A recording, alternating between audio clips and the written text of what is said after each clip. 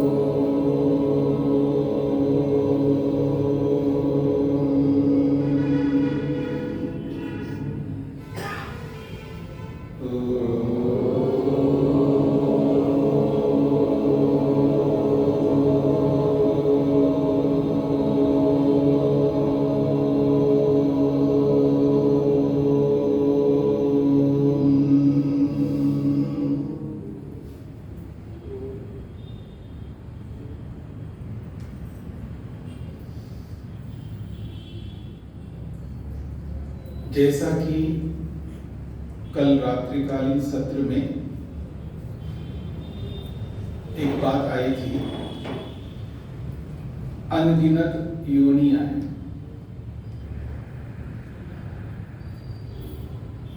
वैदिक वाङ्मय में अब तक जितना पढ़ा है, कहीं पर ये पढ़ने में नहीं आया है कि योनियां कितनी हैं। यूं तो संसार में प्रचलन है 84 लाख योनियां, पर शास्त्र में, वैदिक वाङ्मय में अभी तक मेरे पढ़ने में नहीं आया। पर मैं निश्चित रूप से ये समझ सकता हूं कि लाखों तो नहीं, करोड़ों नहीं, अरबों योनियां, अरबों योनियां हैं जो हमें नहीं पता है। यदि मैं विज्ञान के अनुसार चलूं, प्रेजेंट में जो साइंस है उसके अकॉर्डिंगली अभी कोई बात कहूं मैं, ये जो हमारी धरती है, जितनी लंबी चौड़ी धरती है, इस धरती के 1 स्क्वायर मील में, यानी 1 मील लंबा 1 मील चौड़ा, ऐसा चौकोर 1-1 मील बना लीजिएगा। जमीन में इतने प्रकार के कीड़े मकोड़े हैं, इतने प्रकार के कीड़े मकोड़े हैं जितने मनुष्य हैं। और ये कितनी लंबी चौड़ी धरती है जी? ये धरती जो है कितनी लंबी चौड़ी है? 20 करोड़ 21 लाख 8,550 वर्ग मील धरती है। थोड़ा बहुत फिगर में इधर उधर हो सकता है। अगर राउंड फिगर में भी चले हम तो 20 करोड़ वर्ग मील समझ लीजिएगा, वो लाखों हजारों छोड़ दीजिएगा। कितनी धरती है, कितने कीड़े मकोड़े होंगे, कितने प्रकार के होंगे, उनकी वैरायटियां कितनी होंगी। केवल धरती के अंदर की बात कर रहा हूं, और धरती से ऊपर और पानी के अंदर, वायु के अंदर, हमारे शरीर के अंदर, इन दरियों के अंदर, आपके फर्नीचर के अंदर, पता नहीं कितने प्रकार के। लेकिन दुनिया में सबसे निकृष्ट कोई योनि है, जितनी भी योनि है, सबसे निकृष्ट योनि यदि कोई है वो मनुष्य योनि है। और सर्वोत्कृष्ट योनि कोई है तो भी मनुष्य योनि। एक उत्कृष्ट से उत्कृष्ट योनि और निकृष्ट से निकृष्ट योनि मनुष्य योनि है। हम सब सौभाग्यशाली हैं। ये जो हवन के बाद में या कभी ऐसा प्रसंग आता है तो आशीर्वाद देने का होता है ना, आज भी आपने आशीर्वाद सुना होगा। जब पुरुष होता है तो सौभाग्यवान भव, और महिला होती है तो सौभाग्यवती भव, आशीर्वाद दिया जाता है। क्या है सौभाग्य? सुभगस्य भाव सौभाग्य। भग कहते हैं ऐश्वर्य को। भग शब्द का अर्थ है ऐश्वर्य। अच्छा, भगवान बोलते हैं ना हम लोग परमात्मा को, सृष्टिकर्ता को भगवान शब्द से हम बोलते हैं भगवान। क्या मनुष्य भी कोई भगवान हो सकता है? मनुष्य भगवान हो सकता है? भगवान महावीर, भगवान बुद्ध, भगवान शंकर, ऐसे बहुत सारे भगवान हुए। भगवान दयानंद, भगवान कोई भी हो सकता है। यहां भगवान का अर्थ सृष्टिकर्ता नहीं है। भगवान का अर्थ यहां संसार को बनाने वाला हो, संसार का पालन करने वाला हो, ये भगवान का अर्थ नहीं है। भगवान का ये भी अर्थ नहीं है आपके और मेरे और सबके कर्मों के फल जो देता है वो भगवान नहीं है। भगवान तो कोई भी हो सकता है। और आप सबको भगवान बनने के लिए रोज प्रार्थना करनी चाहिए। पता नहीं आप करते नहीं करते? गुरुकुलों में रोज सुबह उठते ही हम, हमारे ब्रह्मचारी और सब लोग मंत्र बोलते हैं। भग एव भगवान अस्तु देवस्तेन वयम भगवन्तः स्यामः। हे भगवान, आप तो भगवान हो, लेकिन हम भी भगवान बनना चाहते हैं। भग का अर्थ होता है ऐश्वर्य, भग का अर्थ होता है वैराग्य, भग का अर्थ होता है तत्व ज्ञान, भग का अर्थ होता है सत्य, भग का अर्थ होता है न्याय, भग का अर्थ होता है आनंद। बहुत सारे अर्थ हैं भग शब्द के, बहुत सारे अर्थ हैं भग शब्द के। तो इसलिए जब आशीर्वाद जब दिया जाता है सौभाग्यवती भव, सौभाग्यवान भव, तो हम सौभाग्यशाली हैं नहीं। सौभाग्यशाली तब बनेंगे जब मनुष्य जीवन का जो प्रयोजन है, जो लक्ष्य है, जो मनुष्य का जो एम है, जो टारगेट है हमारा जीवन का उद्देश्य जो है, जब उस ओर हम अग्रसर हों। मैं ये नहीं कहा हम उसको प्राप्त कर लें, प्राप्ति तो बहुत बाद में होगी, लेकिन उस ओर अग्रसर हों, उस ओर प्रवृत्त करें लोग, यानी हमारी जर्नी स्टार्ट हो जाए लक्ष्य के प्रति, तो हम भगवान बन सकते हैं। हमारे शास्त्रों में एक बहुत बड़ी बात कही गई। किसी ने आज ही बस फर्स्ट टाइम, पहली बार योग का नाम सुना। योग किसे कहते हैं? और सुन करके उसको समझ में आ रहा कि योग ऐसा होता है। तो जो सुनने वाला है उसको कहेंगे योगी, और जो सुनाने वाला है वो भी योगी। ये आपको समझ में तब आ सकता है जब भाषा विज्ञान को आप समझेंगे।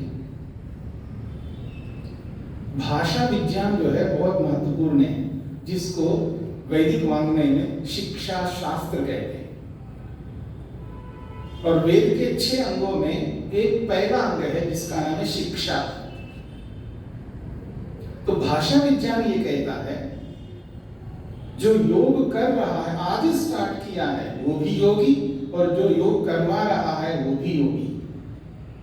आपको योग प्रारंभ करके 10 साल हो गए तो आप भी योगी, और मेरे को 40 साल हो गए योग को प्रारंभ करके, मैं भी योगी। ये भाषा विज्ञान कहता है। तो ऐसा ही जो भग में प्रवेश करना अभी प्रारंभ किया है, आज ही उसने अपने लक्ष्य को जाना है, समझा है, और उसमें एंट्री कर लिया है। आज ही स्टार्ट किया, उसकी जर्नी आज ही स्टार्ट हुई। पहली सीढ़ी में खड़ा नहीं, अभी पहली सीढ़ी में पांव रखना चाह रहा है। वो भी भगवान है। और इस भगवान का जो स्वरूप है ये तब पूर्ण माना जाता है जब हम दो प्रयोजनों को पूरा करेंगे। आपने बहुत सुना होगा, एक का नाम है अभ्युदय और एक का नाम है निश्रेयस। मनुष्य का ये दो प्रयोजन है, अभ्युदय और निश्रेयस। बहुत महत्वपूर्ण दो शब्द हैं। ये जो दो शब्द है ये महर्षि कणाद के अनुसार है। महर्षि कणाद ने वैशेषिक में ये दो शब्दों का प्रयोग करते हैं। आप में से कोई जानते हैं वैशेषिक का मीनिंग क्या होता है? वैशेषिक किसको कहते हैं? वैशेषिक इट मीन्स प्रेजेंटली केमिस्ट्री। आज का जो केमिस्ट्री है ना, आधुनिक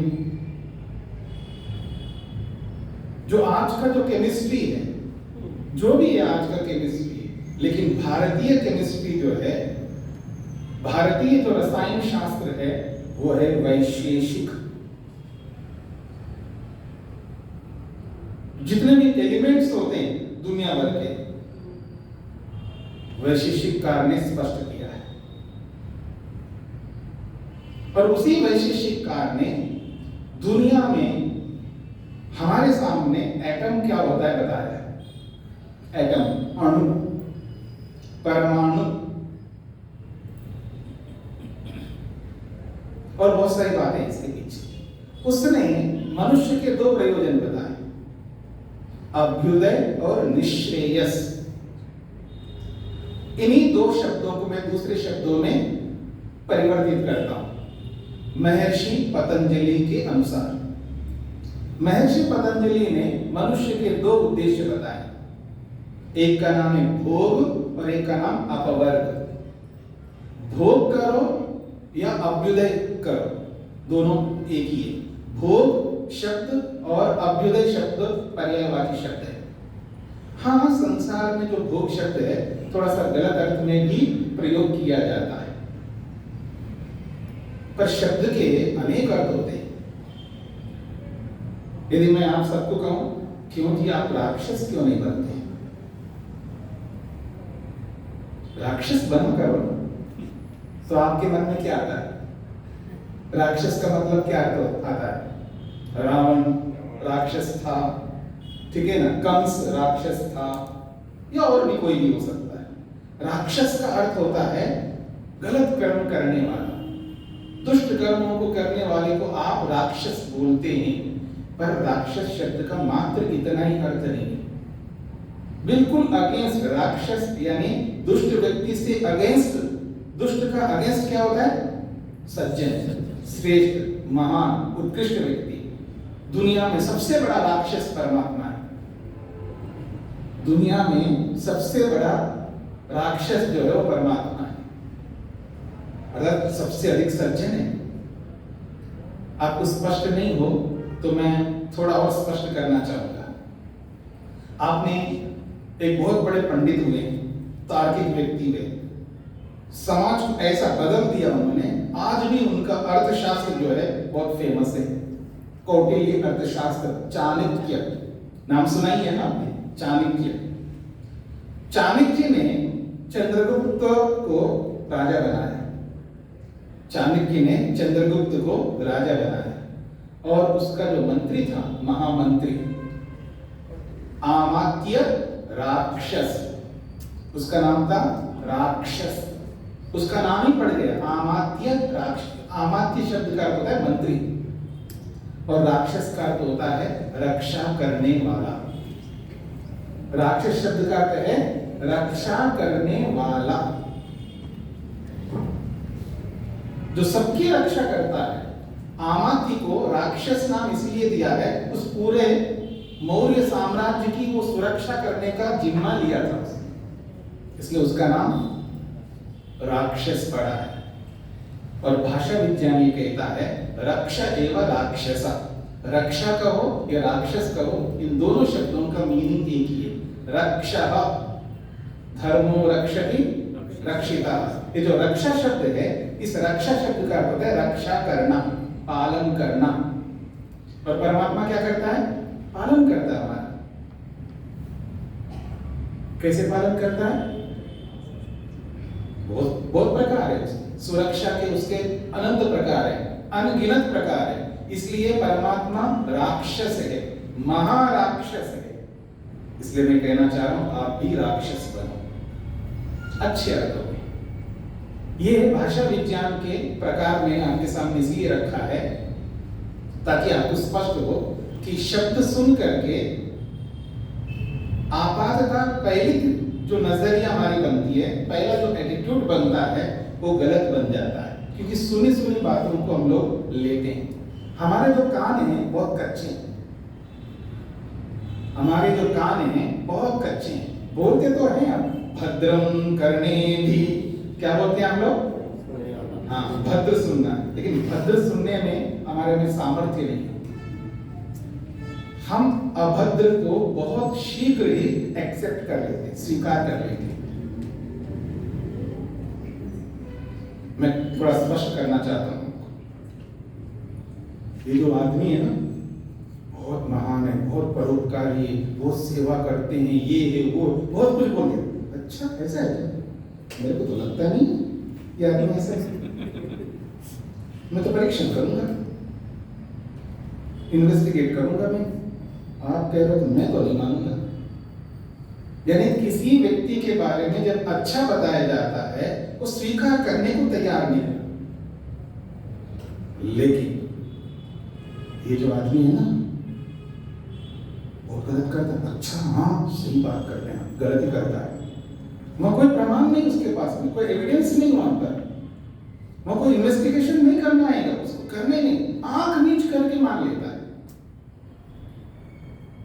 अगर बहू सास के बारे में बोले ना पड़ोसन को, अपने फ्रेंड को, मान लेगी वो।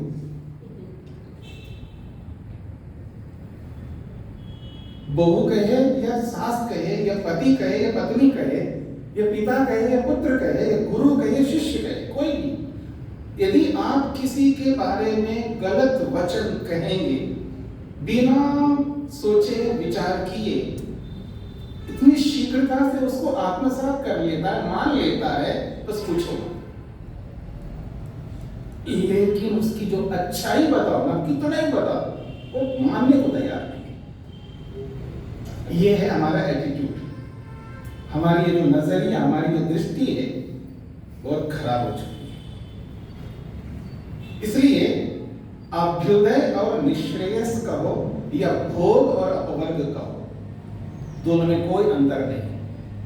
हाँ, जो संसार में जो प्रचलित है, ये आदमी है ना, भोग विलास में घुसा हुआ है, भोग विलास में घुसा हुआ। वहां ये जो भोग विलास शब्द का प्रयोग है, वो गलत अर्थ में प्रयोग हो रहा है। पर यहाँ महर्षि पतंजलि ने जो भोग शब्द का अर्थ प्रयोग किया है, ये गलत अर्थ में प्रयोग नहीं किया।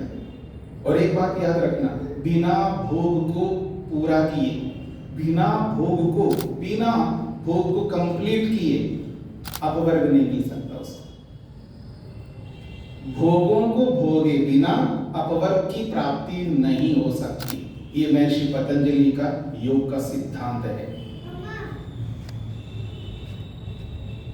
मैं इसी को दूसरे शब्दों में बोलूं, बिना अभ्युदय को प्राप्त किए निश्रेयस की प्राप्ति नहीं होती है।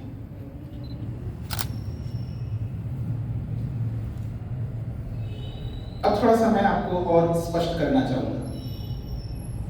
पहले भोग शब्द को लेकर के आपको स्पष्ट करूंगा। महर्षि वेदव्यास ने भोग शब्द की व्याख्या की है। भोग किसे कहते हैं? बहुत सिंपल सी परिभाषा है उसकी, बहुत सरल परिभाषा की। महर्षि वेदव्यास ने योग की व्याख्या करते हैं। योग को प्रेजेंट करने वाले प्राचीन ऋषि हैं महर्षि पतंजलि, आप सब जानते हैं। उसी योग को एक्सप्लेन करने वाले प्राचीन ऋषि हुए हैं महर्षि वेदव्यास, जिसने योग को एक्सप्लेन किया। महर्षि वेदव्यास ने इस भोग शब्द को एक्सप्लेन करते हैं। क्यों एक्सप्लेन करते हैं? क्योंकि महर्षि पतंजलि ने इस संसार के दो प्रयोजन बताए, भोग अपवर्गार्थम दृश्य, भोग और अपवर्ग के लिए दृश्य। दृश्य कैसे? संपूर्ण ब्रह्मांड में दिखाई देने वाला। इस संसार को, इस ब्रह्मांड को दृश्य शब्द से बोला है महर्षि पतंजलि ने। और ये दृश्य संसार किसके लिए बना है? तो महर्षि पतंजलि कहते हैं भोग अपवर्गार्थम, भोग और अपवर्ग के लिए। और उसी सूत्र की व्याख्या में या और स्थानों पर जहां भी भोग शब्द आया है वहां महर्षि वेदव्यास ने बहुत सरल परिभाषा दी है। वो कहते हैं भोगो बुद्धि, भोग इति बुद्धि। भोग शब्द का मीनिंग बताया बुद्धि। भोग का अर्थ है बुद्धि, भोगो बुद्धि, ऐसा अर्थ किया उन्होंने। क्लियर नहीं हो रहा? उन्होंने कहा भोगो बुद्धि। भोग का अर्थ है बुद्धि। बुद्धि का अर्थ होता है अनुभूति, एहसास, फीलिंग, महसूस करना। ये बुद्धि है, ये भोग है। बुद्धि शब्द के बहुत सारे अर्थ होते हैं, इसलिए मैं सबसे पहले आपके सामने रखा भाषा विज्ञान को जानना अत्यंत आवश्यक है। यदि कोई व्यक्ति शीघ्रता से अपने एम को, अपने लक्ष्य को, अपने उद्देश्य को, अपने प्रयोजन को शीघ्र पाना चाहता है, उसको उस प्रयोजन को प्रेजेंट करने वाला केवल संस्कृत है। हमारे प्रयोजन को जो प्रस्तुत करता है वो संस्कृत है। यानी सारे के सारे वेद, सारा का सारा वैदिक वाङ्मय, समस्त ऋषियों के ग्रंथ, ये सब संस्कृत में है। सारी बातें संस्कृत में कही हुई। मैं ये नहीं कहना चाह रहा हूं कि यदि संस्कृत नहीं जानेंगे तो हमारी मुक्ति नहीं होगी, बिल्कुल होगी, इसमें कोई दो राय नहीं। लेकिन जितनी शीघ्रता से वो संस्कृत को माध्यम बना करके वहां जा सकता है, उतनी शीघ्रता से दूसरी लैंग्वेज के माध्यम से नहीं जा पाएगा।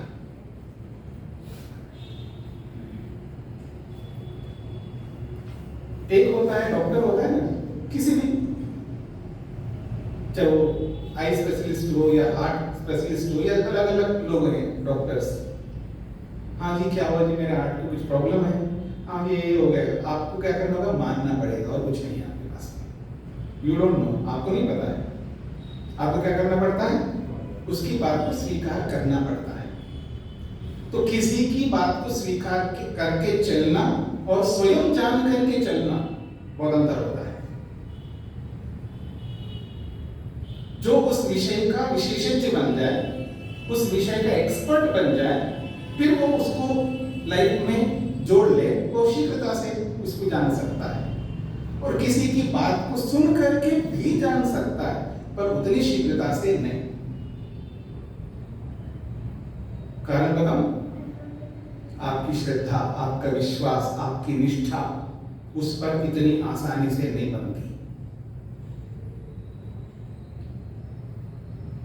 जो आदमी पत्नी पर विश्वास नहीं करता, पति पर विश्वास नहीं करती, आचार्य गुरु पर विश्वास नहीं करता, या शिष्य पर विश्वास नहीं करता, मां पर विश्वास नहीं, पिता पर विश्वास नहीं, वो दुनिया पर विश्वास आसानी से नहीं कर सकता। कोई आप में से है कोई व्यक्ति, मैं पूर्ण विश्वास करती हूं या पूर्ण विश्वास करता हूं, पति और पत्नी बोल सकते हैं आप में से? अगर आप बोलेंगे भी ना, मैं तो विश्वास नहीं करूंगा।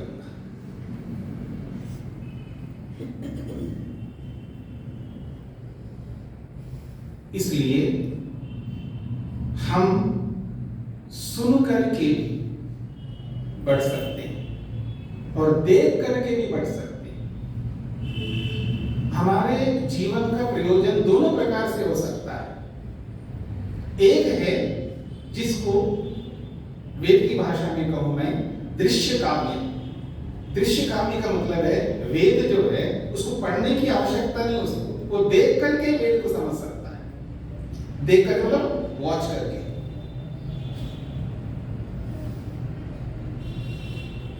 देख करके भी सीखता है व्यक्ति, और बहुत सीखता है।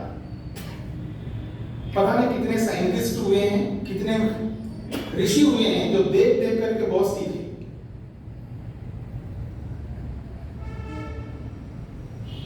और कितने ऐसे लोग हैं जो सुन करके सीखते हैं, इसको कहते हैं श्रव्य काव्य। तो वे दो प्रकार का है, दृश्य काव्य और श्रव्य काव्य। अब आपके हाथ में है कि आप सुनकर के सीखना चाहते हैं या देख करके सीखना चाहते हैं, ये आपके हाथ में। तो वो कहते हैं भोग और बुद्धि। भोग कहते हैं बुद्धि, फीलिंग, अनुभूति, एहसास। किसका किसका एहसास करना है, किसकी अनुभूति करनी है, जिसको बुद्धि कहा है। और वही अभ्युदय है, वही भोग है। वो अनुभूति दो प्रकार की हो रही है। देखिए, वैसे अनुभूतियां देखेंगे तो आप अनगिनत अनुभूतियां हैं। रूप की अनुभूति अलग है, रस की अनुभूति अलग है, गंध की अनुभूति अलग है, शब्द की अनुभूति अलग है, स्पर्श की अनुभूति अलग है, पता नहीं कितनी प्रकार की अनुभूतियां हैं। लेकिन जितने भी अनुभूतियां हैं, उन सभी अनुभूतियों से दो उपलब्धियां होती हैं। एक उपलब्धि है सुख और एक उपलब्धि है दुख। तो इसलिए इसको कम करके मैं बोल रहा हूं, दो प्रकार की अनुभूतियां हैं, या तो सुख की अनुभूति या दुख की अनुभूति। भोग वो होता है जिसमें सुख की अनुभूति होती है, जिसमें दुख की अनुभूति होती है, उसका नाम भोग है, उसी का नाम बुद्धि है। भोगो बुद्धि। और ये सुख और दुख की अनुभूति किए बिना अपवर्ग नहीं मिल सकता।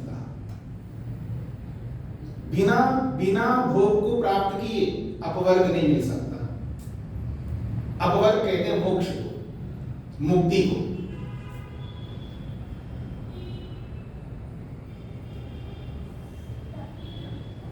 इसलिए दुनिया में आप लोग बोला करते हैं कि अगर कोई व्यक्ति कड़वाई खाए ना, उसको दूसरे रसों का क्या पता लगेगा। यदि कोई व्यक्ति केवल मीठा खाए ना, उसको नमकीन का क्या पता लगेगा। इसलिए क्या करता है आदमी, हाँ जी, गरम गरम जिलेबी, दूध खाएंगे।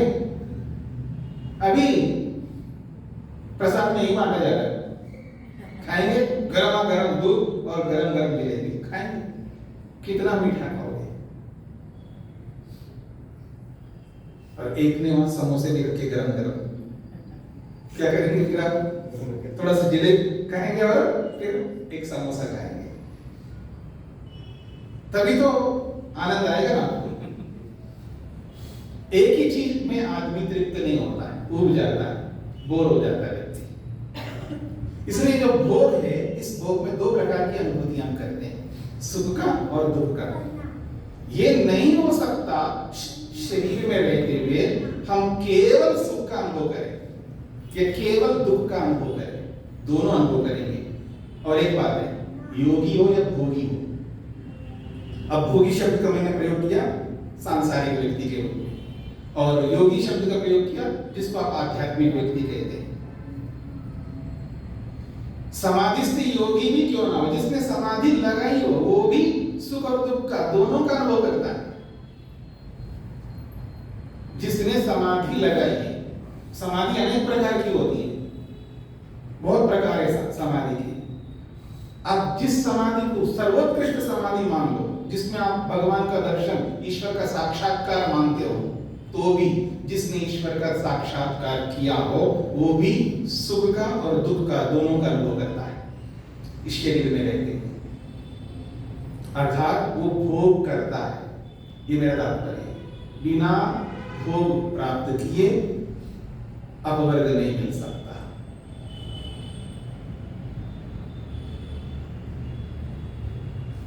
तो जो योगी दुखी होता है, ये अलग बात है, वो किस प्रकार का दुखी होता है। आप किस प्रकार से दुखी होते हैं, आपके दुख में और योगी के दुख में जमीन आसमान का अंतर है। उसको दुख होता है भूख लगने पर, जो है ना, भूख भी एक दुख है, प्यास भी एक दुख है, निद्रा भी उसके लिए एक दुख है, स्नान करना भी उसके लिए एक दुख है। उसके दुख अलग प्रकार के होते हैं योगी के। और आपके दुख किस कैसे होते हैं? पति से दुख, पत्नी से दुख, सास से दुख, बहू से दुख, बेटे से दुख, बेटी से दुख, पड़ोसी से दुख, सरकार से दुख, उससे दुख, इससे दुख, उसने कुछ बोल दिया उससे दुख, उसने कुछ सुना दिया उससे दुख। पता नहीं आपके कैसे कैसे दुख होते हैं। पर दुख का अनुभव और सुख का अनुभव आप भी करते हैं, योगी भी करते हैं। ये है भोग और अपवर्ग। अब मैं आता हूं अभ्युदय और निश्रेयस। अभ्युदय का अर्थ है भोग, और उस अभ्युदय शब्द का जो मीनिंग है अभि-उदय, अभ्युदय, अभि-उदय। एक अभि शब्द है और एक उदय शब्द है।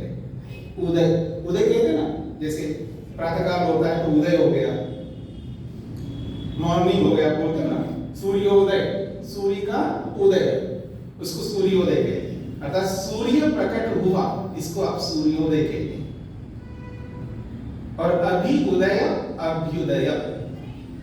अभी का मतलब वर्तमान में, जीते जी इस शरीर में रहते हुए जो सुख उदय होता है उसको अभ्युदय सुख कहते हैं। इस शरीर में रहते हुए, इसी शरीर में रहते हुए जब तक जिएंगे तब तक जो सुख हमारे सामने आता है उस सुख को अभ्युदय कहते हैं। और जो दुख आता है उस दुख को भी अभ्युदय कहते हैं। दुख दो प्रकार के आते हैं। मेरा मान लीजिए कुछ कट गए, यहां पर दुख होगा नहीं होगा? नहीं, थोड़ा बहुत नहीं कटा है, डीपली बहुत अंदर तक कटा है, दुख होगा नहीं होगा? कोई सहन कर सकता है?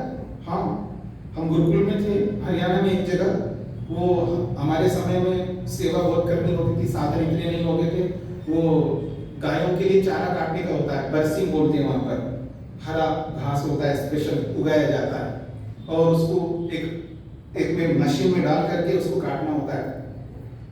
गंडासा बोलते हैं उसको हम लोग वहां पर। तो गंडासे से काटते जाते हैं और बरसिंग लगाते जाते हैं। और रात में भी, सुबह सुबह भी, अंधेरे में वो बरसिंग लगाना है। और ऐसा लगाता जा रहा, उसको दबाना पड़ता था। कोई इलेक्ट्रिक मशीन नहीं था कि भाई बिजली में लगा दिया और वो चल पड़े, हाथ से ही घुमाना होता था। ऐसे करता गया उसका हाथ अंदर चला गया, उसकी उंगली सारी कट हो गई, पूरे अलग हो गई। चू नहीं किया उसने, चू नहीं किया। रोने की बात तो दूर की बात है, कुछ नहीं बोला।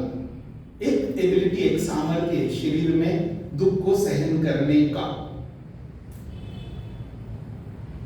ऐसे अलग अलग लोग मिल सकते हैं आपको। ये जरूरी नहीं है कि वो योगी है इसलिए ऐसा किया उसने। जो योगी नहीं वो भी सहन कर सकता है, उसके लिए प्रैक्टिस करना होता है। अच्छा, मैं 40 साल 50 साल पीछे ले जाता हूं। गांव में एक कुआं होता है, वहां से पानी लेने के लिए माताएं जाती हैं और पानी निकालती है उससे ऐसा रस्सी बांध करके, और आभूषण से कुछ ना कुछ कुंडल या कुछ ना कुछ पहनती है, कोई ना कोई आभूषण पानी में गिर जाता है कुएं में। फिर गोताखोर को बुलाते हैं। हमने कई बार देखा है। हम वर्षों से प्राणायाम करते हैं, वर्षों से प्राणायाम वर्षों से करते हैं, सांस को रोकने का काम करते हैं। आजकल मैं नहीं कर रहा हूं, 6 महीने के बाद स्टार्ट करूंगा। वर्षों से प्राणायाम करते हैं, हम सांस को कितना रोकते हैं? 1 मिनट, 2 मिनट, 3 मिनट, कितना रोक पाएंगे?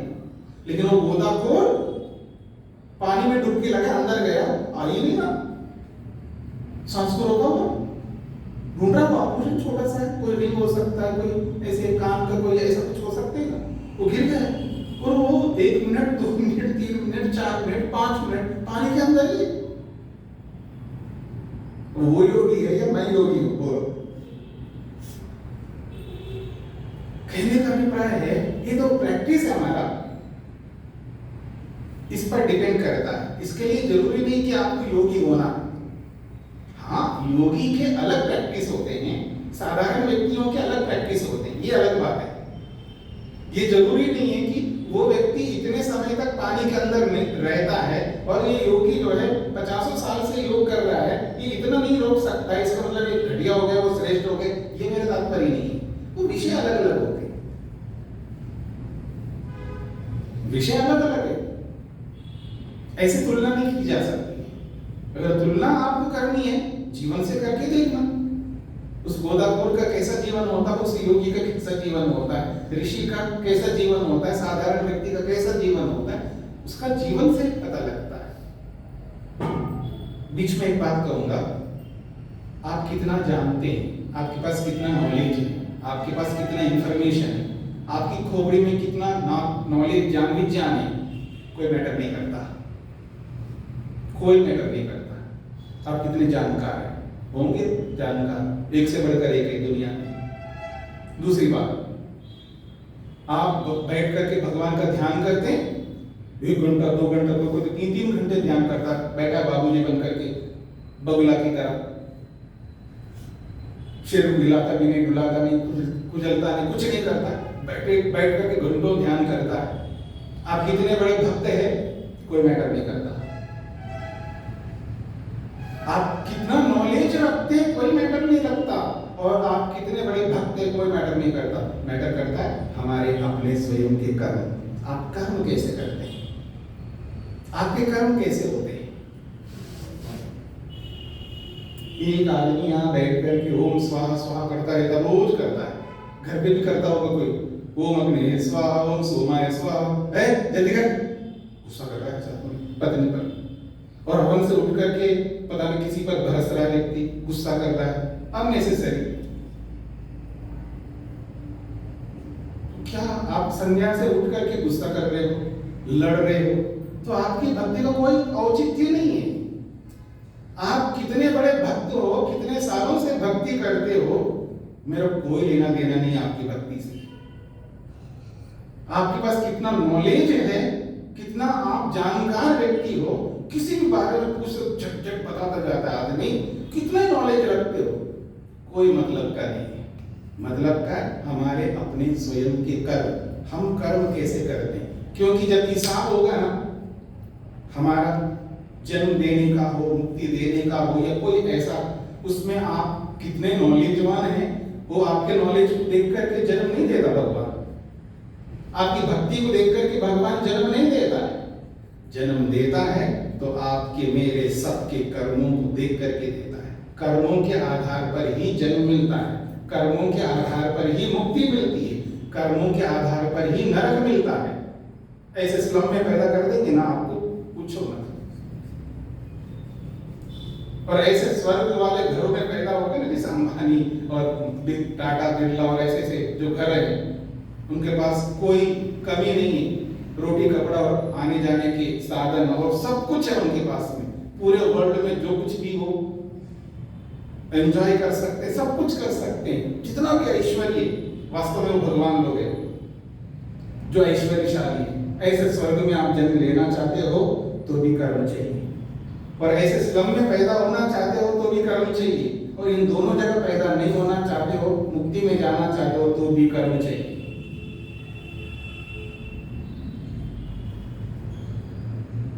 तो आप क्या हो, मैं क्या हूं, कोई मैटर नहीं करता है। आपके कैसे कर्म है, मेरे कैसे कर्म है, ये बहुत बड़ा मैटर करता है। तो ये जो अभ्युदय है, जो इसी जन्म में इसी शरीर में रहते हुए उदय होता है उसका, किसका, सुख और दुख का।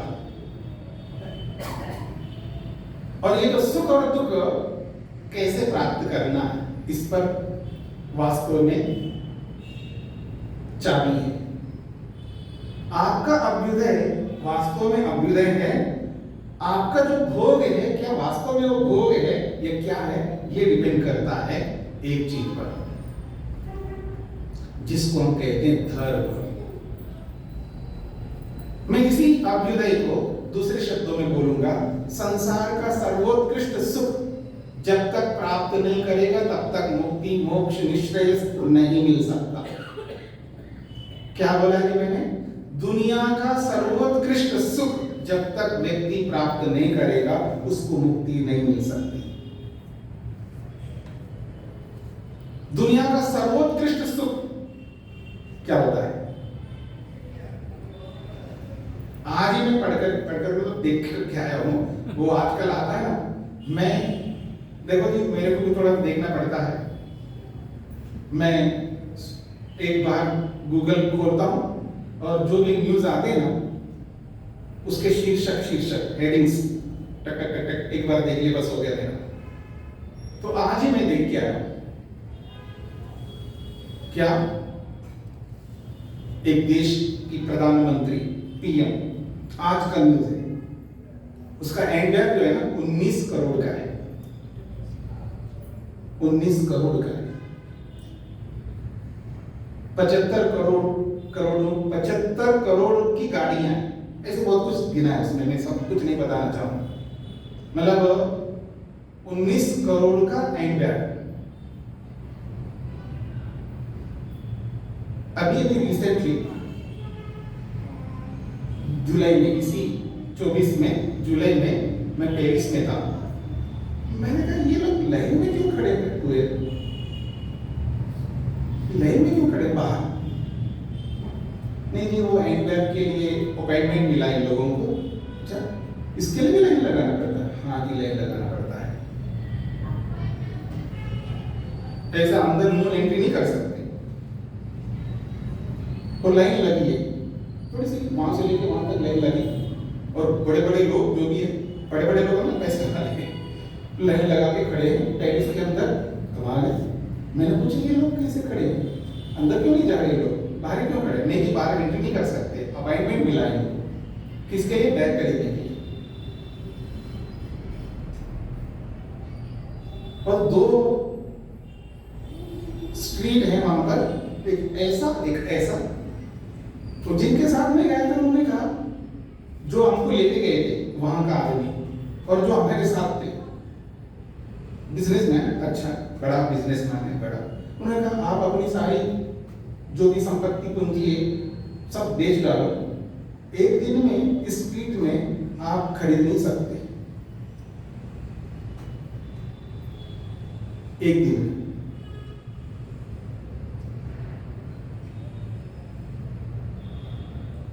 किसकी बात कर रहे हो? कुछ सैकड़ों करोड़ कमाते हो, सैकड़ों करोड़ कमाते हैं, उसके लिए बोल रहे हो। क्या इसका नाम संसार का सर्वोत्कृष्ट सुख है? बहुत बढ़िया कपड़ा पहनो, बड़े अच्छे कपड़े पहनो, जैसे आजकल लोगों का सुनने को आता है, देखने को आता है, अच्छे कपड़े हो, बहुत बढ़िया मकान हो, बहुत बड़ी बड़ी गाड़ियां हो, और बहुत जो कि आज यहाँ बेंगलुरु में बैठ करके पूरे वर्ल्ड के किसी भी कोने में कोई खाने की चीज हो, आपके खाने की, वो आप यहाँ बैठ करके खा सकते हो। ये सब होने पर किसी को अभ्युदय सुख कहते हैं। संसार का सर्वोत्कृष्ट सुख किसे कहते हैं?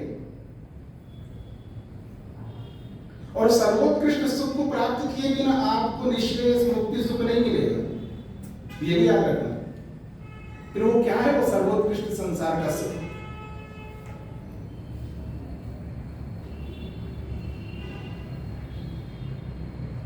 यदि मान लीजिए कोई व्यक्ति बिल्कुल सूखी रोटी हमने खाई, बिल्कुल सूखी रोटी कई दिन की, पानी में भिगो कर,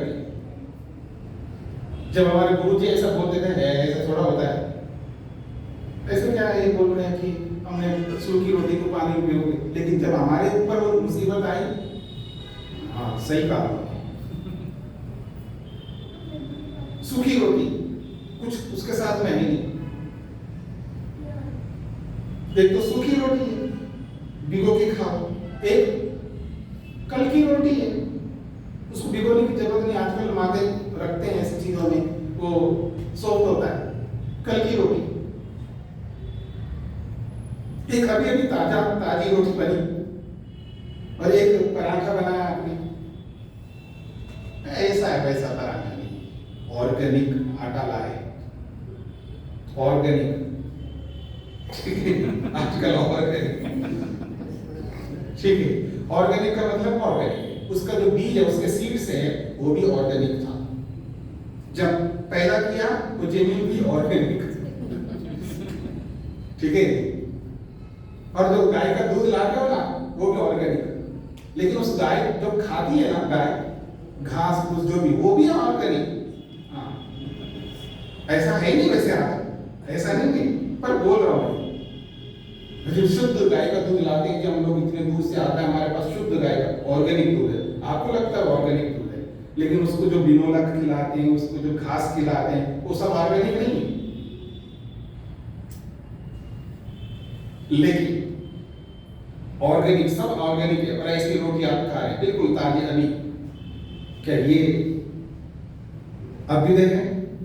ये भोग है? ये जो सूखी रोटी खा रहा है वो भोग है? भोग का डेफिनेशन क्या है? किसको संसार का सर्वोत्कृष्ट सुख मान देना? आप क्या खाते हो, क्या पहनते हो, कैसे आते जाते हो, कोई मैटर नहीं करता है। मैटर करता है उस खाने के पीछे, उस पहनने के पीछे, उस रहने घर के पीछे, उस गाड़ी के पीछे मात्र केवल केवल केवल धर्म है। धर्म, न्याय और साथ में अहिंसा। अहिंसा पूर्वक, सत्य पूर्वक, अस्तेय पूर्वक।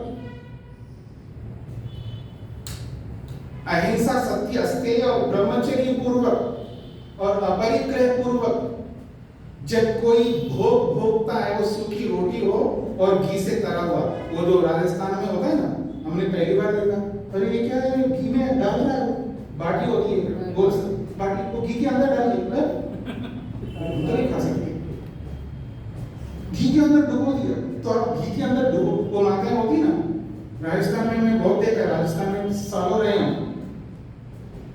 एक ही रोटी खाऊंगा, अच्छा ये बाबा जी एक ही रोटी खाता, अभी दिखाते हैं। वो माँ क्या करती है, थोड़ी सी बड़ी रोटी बनाती है और उसके अंदर बहुत सारा ढेर सारा घी डालती है और ऐसे करके रखती है, अब एक ही रोटी, तो देखा तो कई रोटी के बराबर होता है। मतलब आप देखिए, ऐसी रोटी खाना अभ्युदय है, वो भी अभ्युदय हो सकता है, लेकिन उसके साथ में ये धर्म जुड़ा है, अहिंसा भी उसके साथ जुड़ी है, सत्य भी जुड़ा हुआ है, अस्तेय भी जुड़ा हुआ है, ब्रह्मचर्य भी जुड़ा हुआ है और अपरिग्रह भी जुड़ा हुआ है। चाहे BMW में बैठो, लेकिन ये पांचों जुड़ करके आप उसका यूज करते हो, BMW का, कोई गलत नहीं करते आप। यदि आप पैदल जा रहे हो, साइकिल पे जा रहे हो, लेकिन ये पांचों जुड़े, तो दोनों अभ्युदय है, दोनों अभ्युदय है। ये संसार का सर्वोत्कृष्ट सुख ऐसा होता है। महर्षि वेदव्यास ने योग के अंदर दो परिभाषाएं दी, सुख और दुख की। आप बहुत बड़ी गाड़ी में आए हैं, बहुत अच्छे कपड़े पहने, बहुत अच्छे मकान में रहते हैं, ये सुख के साधन हैं, आई एग्री, मैं इसको स्वीकार करूंगा, ये सब सुख के साधन है। सुख के साधनों के होना सुख नहीं है, सुख के साधनों का होना सुख नहीं है, सुख के साधनों का यूज करना, उसका सदुपयोग करना, वो भी धर्म पूर्वक करना, वो सुख है। यूं तो अंडरवर्ल्ड के लोगों के पास में पता नहीं कितने साधन होंगे, जो अंडरवर्ल्ड के लोग होते हैं ना, बेहिसाब का उनके पास पता नहीं क्या क्या है।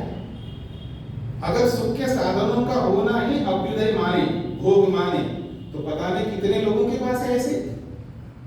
लेकिन सुख के साधनों का होना सुखी व्यक्ति नहीं है, क्योंकि ये सुखी है, क्योंकि इसके पास बहुत अच्छा मकान है, करोड़ों का मकान है, करोड़ों की गाड़ियां हैं, करोड़ों पता नहीं क्या क्या इसके पास में, बहुत सुखी आदमी है। ये सुख का रीजन नहीं है।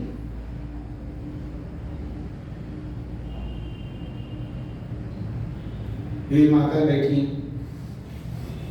सब कुछ लॉकर में रखिए, सब कुछ लॉकर में, पैसे बिल्कुल नहीं, पहनती बिल्कुल नहीं। कभी कभी क्या हुआ, थोड़े बहुत पहन लिया, वो भी कई बार लगता है रियल रहेगा वैसे ही है ना। तो आपके पास कितने डायमंड्स हैं, कितने हैं, कितना सोना है, कितना चांदी, जो भी है पहनने के लिए, कोई मैटर नहीं करता कि आपके पास कितना है। मैटर ये करता पहनते कितना है। अजी आजकल कैसे पहनते, फिर क्यों रखते हो? जब पहनना ही नहीं रखते क्यों नहीं? पहनो नहीं, घर के अंदर पहनो ना, घर के अंदर पूरा लाद लो। वो जो होती ना माता, क्या बोलते हैं, साउथ में बहुत सारी माताएं होती है जो पूरा लाद देते उसके ऊपर आभूषण, ऐसे पहन के रहो ना घर के अंदर। बाहर निकलो तो भूतनी की तरह निकलो, किसने मना किया? ठीक है, किसी को बुरा लग सकता है, अच्छा है मेरे लिए। जब बाहर आता है तो टिप टॉप होकर के आता है, और घर के अंदर रहता है तो पता नहीं कैसा रहता आदमी। तो चीजें होती हैं यूज करने के लिए, धरे रखने के लिए नहीं होती। यूज करो। मैं बीच में एक बात कहना चाहूंगा, अभ्युदय सुख के लिए चर्चा हो रही है, याद रखना। मैं आपके सामने अभ्युदय रखना चाहता हूं। यदि आपके पास जो कुछ भी है, जो कुछ भी है, उसका 80% यूज करो। देखता हूं मैं आप कैसे यूज कर सकते हैं। भारतीय एक ऐसा व्यक्ति है जो महाकंजूस माना जाता है। वो यूज बहुत कम करता है, धरा रखता है, मतलब जमा करके रखता रहता है, पता नहीं किसके लिए रखता है उसको ही पता नहीं। वो यूज बहुत कम करता है। यदि आपने जो भी मेहनत करके, पुरुषार्थ करके आपने जो भी प्राप्त किया, उसका 80% खा पी करके समाप्त कर दो, यूज कर दो। इसका मेरा मतलब ये, यूज करो। और 10% फ्यूचर के लिए रखो, ज्यादा नहीं, 10%, ओनली 10% फ्यूचर के लिए। 90% हो गया, और 10% जो है ना समाज के लिए लगाओ, परोपकार के लिए लगाओ। ना तो आप 10% समाज के लिए लगाते हैं, ना 10% फ्यूचर के लिए रखते हैं। 80% यूज तो बहुत बड़ी बात कही थी मैं। आप तो 80%, आपकी बस की बात चले तो 90% आप फ्यूचर के लिए रखते हो। क्या जीवन है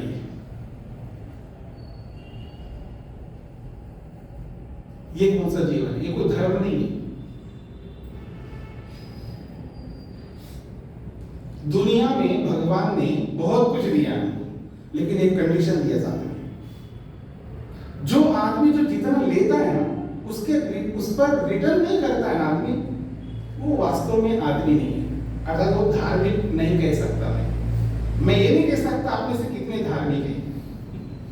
आपको अच्छा लगे, बुरा लगे, दोबारा मत बुलाना, कोई बात नहीं, अगर कहूंगा जरूर।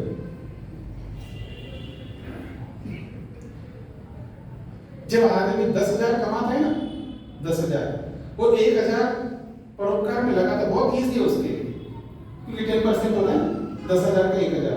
लाख रुपए कमाता है तो 10,000 दे देगा, धार्मिक मानता है अपने आप को। 1 लाख वाला 10,000 दे देगा, और करोड़ कमाता है तब 10 लाख नहीं दे सकता। ये जो 1 करोड़ कमाता है साल का, वो 10 लाख नहीं दे सकता। मैं कैसे मानूं उसको धार्मिक?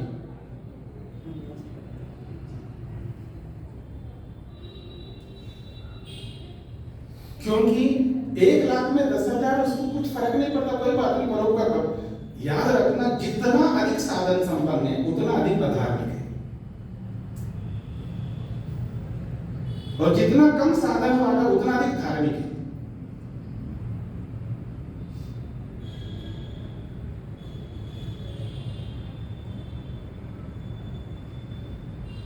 एक नौकरी, मान लो आप ऐसे कोई टीचर है क्या, स्कूल में पढ़ाने वाले टीचर, हाथ खड़ा करना, डांटूंगा नहीं।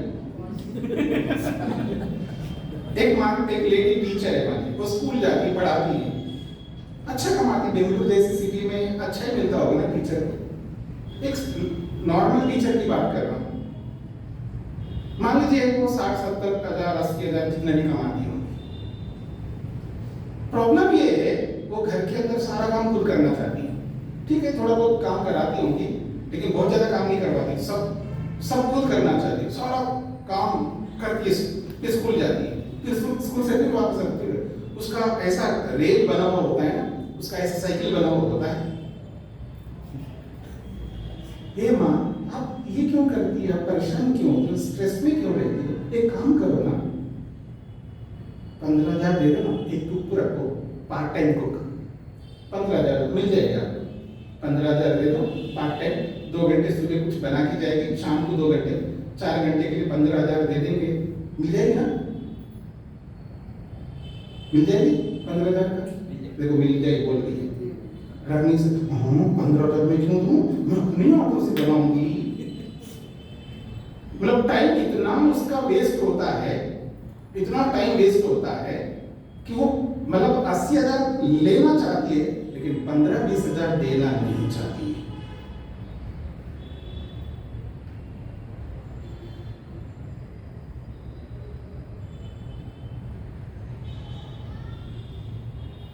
मतलब जितना आदमी लेता है ना, उसके बदले में किसी दूसरे को देना वो बिल्कुल नहीं चाहता हूं। और आप बोलने को बोलते होंगे, या पता नहीं कहीं लिखा हुआ नहीं तो लिखवाओ ना यहाँ पर, ये आपके जो बीम है ना, सब खाली पड़े। कुछ तो ऐसा बहुत ज्यादा पूरा भरना नहीं, एक सेंटेंस ऐसे लाइटली प्राकर्षक शतहस्त समाहर सहस्त्र अस्त संकीरा, ये वेद का वाक्य है। 100 हाथों से कमाओ और 1000 हाथों से बांटो। भाई हाथ 100 का है, 2 ही तो है। 100 हाथों से कमाओ और 1000 हाथों से बांटो। न 100 हाथ है, जब 100 हाथ ही नहीं तो 1000 हाथ कहां से आएंगे? दुनिया में किसी भी लैंग्वेज के, किसी भी लैंग्वेज में 3 प्रकार के सेंटेंस होते हैं। 3 प्रकार के, 3 वैरायटी के सेंटेंस होते हैं, और उनका नाम हम लोग बोलते हैं। जैसा वो सेंटेंस होता है उसका मीनिंग सेम वैसा ही होता है। जैसे मैं बोलूं, हर्ष जी है ना, हर्ष, अगर मैं इसको थोड़ा संस्कृत में हर्ष नहीं बोलूंगा, हर्षा बोलूंगा। हर्षा गृहम गच्छति, हर्षा गृहम गच्छति, हर्षा घर जाती है। जैसा बोला उसका मीनिंग वैसे निकालता है। हमारे पंडित जी गंगा पर रहते हैं। पंडित जी कहाँ रहते हैं? गंगा पर रहते हैं। बहती हुई गंगा पे रहते हैं। गंगा तो गंगा है। बनारस गंगा पर बसी है, ये बसा है, तो बहती हुई गंगा पर बसा है कि बनारस? क्या मीनिंग है? क्या उसके आसपास, उसके किनारा कुछ अलग अलग लेंगे, जैसा बोलते वैसा अर्थ नहीं लेंगे। क्यों पंडित जी बहुत कमाते हो, कभी आपने अपनी पत्नी को बोला तुम कहो तो मैं चांद को तोड़ के लाऊं? तुम कहो तो मैं चांद को तोड़ के लाऊं, एक वाक्य है, सेंटेंस है। इसका क्या मीनिंग है? अरे बहुत कुछ कमाता हूं मैं, तुम बोलो तो सही, क्या चाहिए तुमको दे दूंगा मैं। इसका यही तो मीनिंग होगा। सेंटेंस कुछ और है, मीनिंग कुछ और आ रहा है। ऐसे 3 प्रकार के सेंटेंस होते हैं, 3 प्रकार के सेंटेंस।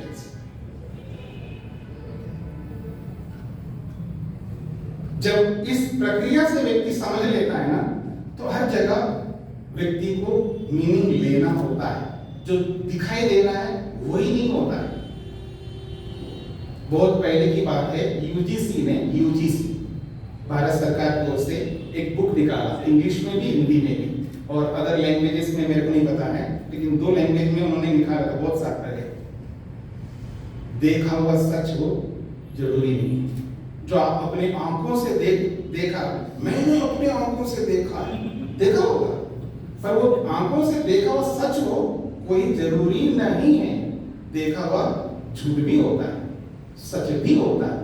वो तो इन्वेस्टिगेशन से पता लगेगा कि आपका देखा वो यथार्थ है या अयथार्थ है। ये जो हमारा अभ्युदय शब्द है कि आप कौन सी रोटी खा रहे हैं, कौन सा भोजन कर रहे हैं, और कौन सा काला पानी पी रहे हैं। आजकल काला पानी पीते हैं लोग, कुछ लोग ब्लैक वाटर, खाने कैसा बांटा, जो भी है। तो जैसा भी आप खाओ पियो पहनो आओ जाओ, लेकिन उसके साथ में हमारा धर्म कितना है। तो शतहस्त समाहार, 100 हाथों से कमाओ, 100 हाथों नहीं। इसका अर्थ है आप मेहनत पुरुषार्थ जो है, जो आपकी जितनी एबिलिटी है, जितना आपके अंदर सामर्थ्य है, जितना आपके पास नॉलेज है, जितने आपके पास साधन है, आपके सारे साधनों को, पूरा सामर्थ्य को लगा करके, पूरा नॉलेज को उसके साथ झोंको, अपने आप को उसमें डाल दो, 100% पुरुषार्थ करो, फिर जो मिला है, जो मिला है उसका जो भाग है वो निकाल। जो अभी मैंने बोला है, क्या बोला, 80% समाप्त करो, स्वाहा, 10% फ्यूचर के लिए रखो। वो जो 80% जो स्वाहा कर रहे हैं, इसका क्या मतलब होता है। मान लो छोटे छोटे बच्चे, उन पर लगाओ ना, अच्छा एजुकेशन दो, उनको अच्छे ढंग से ऐसा उनको बनाओ, उनका ऐसा निर्माण करो।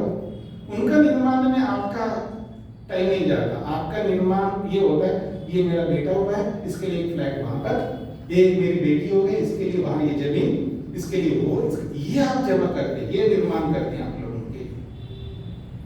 जीवन का निर्माण में आपका टाइम नहीं जाता, क्योंकि आपके पास स्वयं के पास टाइम नहीं। तो उसका ऐसा निर्माण करो, ऐसा निर्माण करो।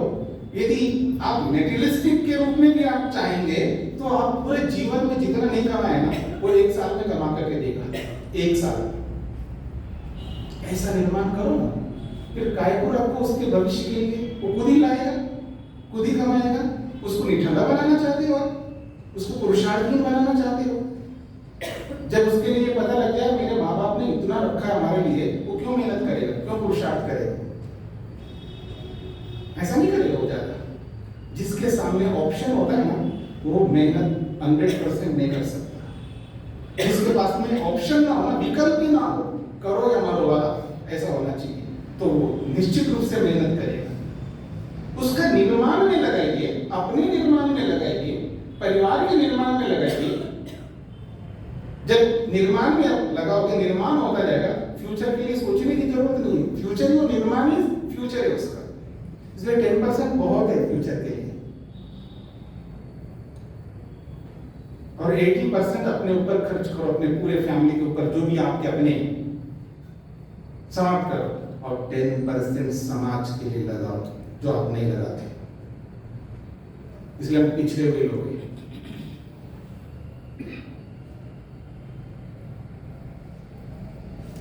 कभी किसी के सत्संग में जाइएगा, आप परेशान हो रहे हैं ऐसे चेयर पर बैठ करके, चेयर आपके बैठने लिए ढंग से नहीं है, परेशान होते रहते हैं। आते हैं तो विशेषकर परेशान होती, जो अधिक अवस्था हो रही है, कोई कुर्सी है ऐसा बैठने की, इसकी कमी कौन है, आप ही है, आपने नहीं दी, इसलिए ऐसी कुर्सी है। अगर आप 10% निकाल के दो तो पता नहीं कैसे कुर्सी हो जाएगी यहाँ पर। देखो कैसा स्टेज है आपका, कैसा हवन कुंड है, कैसे साधन है आपके पास। ये कमी किसकी है, आपकी है, क्योंकि आप 10% नहीं निकालते। मैं ये नहीं कह रहा हूँ 10% निकाल के यही दे दो, दुनिया बहुत लंबी चौड़ी है, कहीं भी दे दो, पर निकालो 10%, यहां भी दो।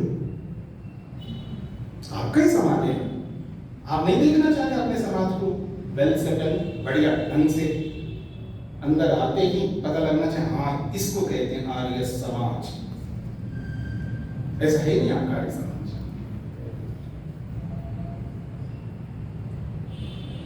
गुरुद्वारा है जी यहाँ पर कोई है?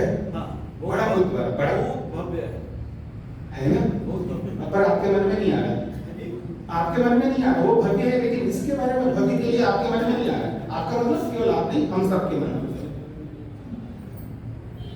हमारे मन में नहीं आता है, क्योंकि हम 10% निकालते नहीं, वो लोग निकालते हैं।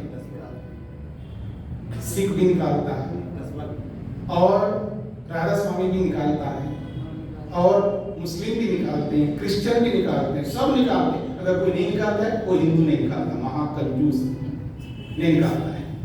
फिर ये जो हम कहते हैं ना, शतहस्त समाहार सहस्त्रहस्त संकीर्तन, नहीं होगा। ये तो आपकी बात की है, अब अपनी बात भी कहिए। सन्यासी बहुत है आर्य समाज की, प्रवक्ता बहुत है आर्य समाज की, पंडित बहुत है आर्य समाज की, सब है। ये लेते बहुत है, जहां भी से मिलता है। निकालते कितना है? लेना आता है, देना नहीं आता है। और ब्राह्मण का मुख्य कुछ काम बताएं, यज्ञ करना और कराना, यज्ञ करना और कराना, और वेद पढ़ना और पढ़ना। तीसरा काम है दान लेना और दान देना।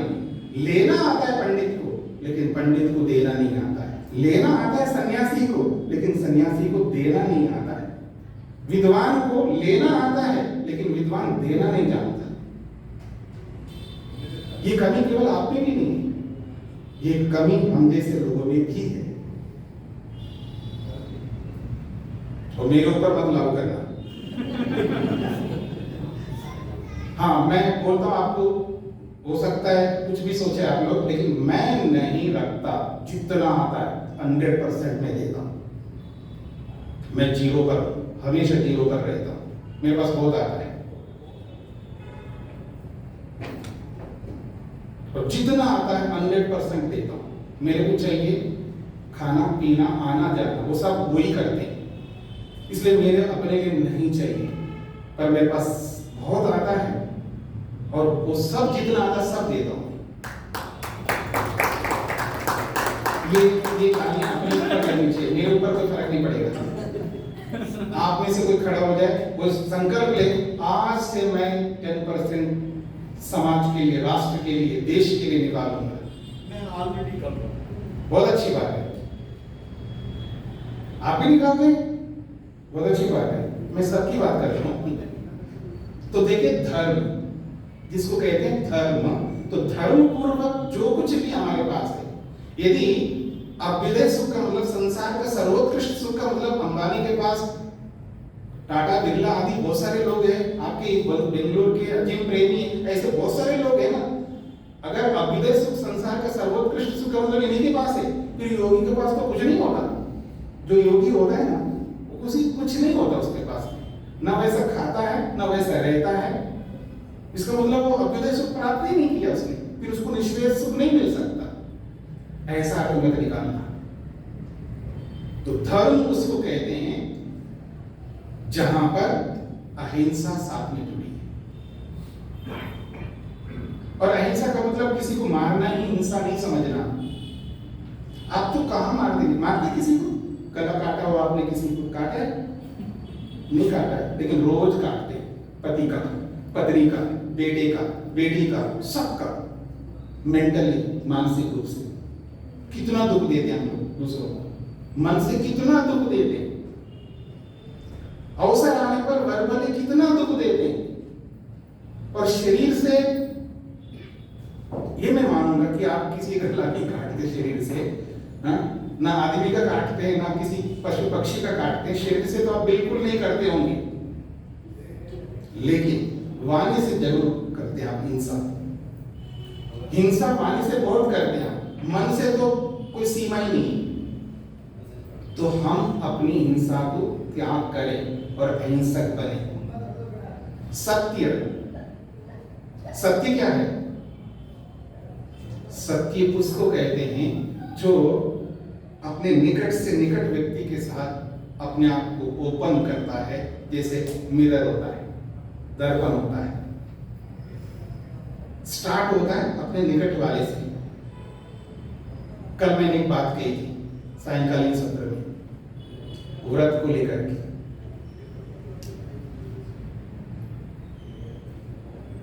जब ऋत्विक यजमान को व्रत दिलाता है, संकल्प दिलाता है, मैं ये तो बातें कहना चाह रहा हूं अभी व्रत को लेकर के। ये यजुर्वेद का ब्राह्मण, शतपथ ब्राह्मण है, उसके अकॉर्डिंगली आपके सामने कुछ बातें रख रहा हूं। जब ऋत्विक यजमान से व्रत करवाता है, व्रत दिलवाता है, शतपथ ब्राह्मण का कौन है? याज्ञवल्क्य ऋषि, बहुत प्रसिद्ध है। शतपथ ब्राह्मण का वहां लिखते हैं जब व्रत लेना है तो यजमान से व्रत दिलवाता है। क्या व्रत दिलवाता? इदम अहम अनृतात् सत्यम उपैमि। वो मंत्र तो प्रसिद्ध है ना, अग्नि व्रतपते व्रतम चरिष्यामि तच्छकेयम तन्मे राध्यताम इदम अहम अनृता सत्यम उपैमि। यजमान से ऋत्विक व्रत दिलवाता है, यजमान अब आप अनृत से, असत्य से, झूठ से हटा करके अपने जीवन को सत्य की ओर ले चलो। आप सत्य मानी, सत्यवादी और सत्यकारी बनो, व्रत ले। तो याज्ञवल्क्य वहां एक बहुत बड़ा अच्छा सेंटेंस दिया है। देव किसे कहते हैं और मनुष्य किसे कहते हैं? देव किसे कहते हैं और मनुष्य किसे कहते हैं? महर्षि याज्ञवल्क्य लिखते हैं, सत्यम वै देवा, सत्यम वै देवा अनृतम मनुष्या। जो देव होते हैं वो सत्यवादी होते हैं, सत्यमानी होते हैं, सत्यकारी होते हैं। जो देव होते हैं वो सत्यमानी, सत्यवादी, सत्यकारी होते हैं। वो सत्य, सदा सत्य को अपनाते, किसी भी परिस्थिति में असत्य का सहारा नहीं लेते, कभी भी वो अवसरवादी नहीं बनते। उन्होंने कहा सत्यम वै देवा, और फिर बोला अनृतम मनुष्या। ये जो मनुष्य होते हैं वो झूठ बोलते हैं। इसका यह अर्थ नहीं कि आप हमेशा झूठ बोलते हैं, इसका अर्थ है बीच बीच में आप झूठ बोलते हैं। अवसरवादी आप हैं, अवसरवादी। जहां अवसर आएगा वहां झूठ बोलते हैं, जहां झूठ बोलने का अवसर नहीं मिलता वहीं सत्य बोलते हैं, बाकी अवसरवादी बनकर के चलते। तो याज्ञवल्क्य कहते हैं कि जो मनुष्य होते हैं वो झूठ बोलने वाले होते हैं। जहां अवसर आता है वहां झूठ बोलते हैं, चाहे पति से हो, चाहे पत्नी से हो, चाहे गुरु से हो, चाहे शिष्य से हो, चाहे किसी से भी अवसरवादी बनकर के जीता करते हैं, वो मनुष्य हुआ करता है। और ऋत्विक यजमान को संकल्प दिलवाता है, व्रत दिलवाता है कि अब मैं सत्य बोलता हूं, कि सत्य, क्योंकि यज्ञ सत्यवादी बनकर के ही करना होता है, ऐसा वहां पर बताया। यानी देव बनकर के करना होता है। मनुष्य बनकर के यज्ञ करेगा वो कभी भी उन्नति को प्राप्त नहीं करेगा। इसलिए एक बहुत बड़ा संग्राम हुआ था, आज भी होता है, फ्यूचर में भी होगा, जिसको बोलते हैं आप लोग देवासुर संग्राम। देव और असुरों का संग्राम सदा से हुआ है, आज भी हो रहा है और आगे भी होगा। देव और असुर ये दोनों लड़ते रहते हैं। देव होते हैं सत्यवादी और असुर होते हैं राक्षस, जो मनुष्य होते हैं। तो देव और मनुष्यों के बीच में सदा लड़ाई होती है। बहुत सारे बच्चे मेरे पास आके शिकायत करते हैं, देखो जी मेरे माँ बाप जो है ना सत्य बोलना सिखाया है बचपन से, सत्य, झूठ नहीं करना, गलत नहीं बोलना, ये नहीं करना। तो आज जो है वही खुद माँ बाप झूठ बोलने के लिए कह रहे हैं, मैं क्या करूं? नहीं बेटा ऐसा नहीं करो तो तुम्हारा बिजनेस नहीं मिलेगा, ऐसा तो आपको करना पड़ेगा। नहीं बेटा आपको ऐसा कोई सर्टिफिकेट ले लो एक्सपीरियंस का, लेना ही पड़ेगा बेटा, इसके बिना आपको जॉब मिल नहीं रहा है तो क्या करो बेटा, आप ले लो सर्टिफिकेट ताकि जॉब मिल जाए। ऐसे माँ बाप जो बचपन से उनको झूठ ना बोलने का सीख दिया था, जैसे वो बच्चे बड़े हो जाए और बड़े होते ही वो माँ बाप स्वयं उनको असत्य सिखा रहे हैं। नहीं बेटा आपको ऐसा करना पड़ेगा, शादी के लिए पहले तुमको चुप रहना, चुप चुप चुप, हम जो बोल रहे हैं वैसे करना। तो यानी हम क्या कर रहे हैं? क्योंकि मनुष्य है, राक्षस है, हम लोग असुर है। और जो देवत्व है हमारे मन के अंदर, नहीं सच तो बोलना चाहिए, ये जो देवत्व है हमारा उसको हम दबाते रहते हैं। हम अपने अंदर देवत्व को दबाते हैं और असुरत्व को उभारते हैं। इसलिए हम लोग यहाँ बैठे, इसलिए हम निश्रेयस को नहीं प्राप्त करते। निश्रेयस कहते हैं नितांतम श्रेयसम इति निश्रेयसम, जब नितांत श्रेयस है, श्रेयस कहते हैं कल्याण को, जब कोई दुख नहीं होता है, जहां कोई दुख नहीं होता है। और जहां कोई दुख नहीं होता है वो वही स्थान होगा जहां हमारे लिए शरीर नहीं मिलेगा। यानी आत्मा शरीर रहित केवल निश्रेयस में रह सकता है, शरीर युक्त केवल सुखी नहीं रह सकता। शरीर में रहने वाला योगी हो, कोई भी हो, सबको दुख मिलेगा। दुख से कोई बच नहीं सकता। तो निश्रेयस वो होता है नितांतम श्रेयसम निश्रेयसम, जब नितांत रूप से श्रेयस ही होता है, कल्याण ही होता है, अर्थात वहां स्ट्रेस नहीं होता है। आपकी भाषा में कोई टेंशन नहीं होता, वहां कोई डिप्रेशन नहीं रह सकता आत्मा, वहां कोई असंतुष्टि नहीं होती है। जो जितना एक्सपेक्टेशन रखता है, जितनी अपेक्षाएं रखता, उतना ही वो अधिक असंतुष्ट रहता है। असंतोष का पालन इतना व्यक्ति करता है ना, पति से, पत्नी से, माता से, पिता से, भाई से, बहन से, देवर से, देवरानी से, जेठ से, जेठानी से, सास से, बहू से, गुरु से, विद्यार्थी से, सब असंतुष्ट है, असंतोष। क्योंकि इन सबको उनसे बहुत अपेक्षाएं, बहुत कुछ एक्सपेक्टेशंस है। जब अपेक्षा की पूर्ति नहीं होगी ना, वो नाखुश रहता है, असंतोष से युक्त होता है।